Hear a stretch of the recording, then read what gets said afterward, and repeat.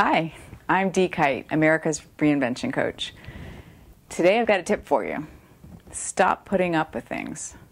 Now this is kind of a different way of looking at things, because usually when you go about trying to change your life or improve it, you'll make a list of goals.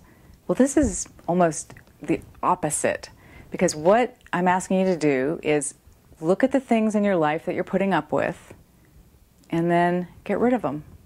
So what are you putting up with? It could be something's broken in your house. There's a chip on the cupboard, and you look at the, it's not that big of a deal, but every time you look at it, you think, oh, there's a chip.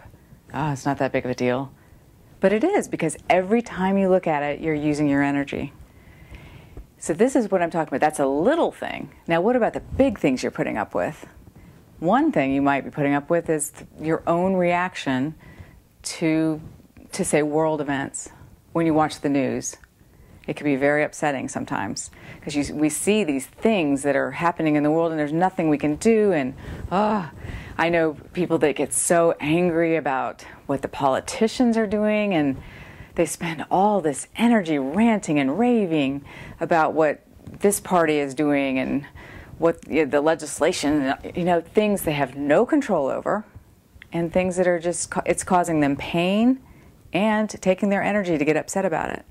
So that's another type of thing you might be putting up with, and that's your reaction to events in the world.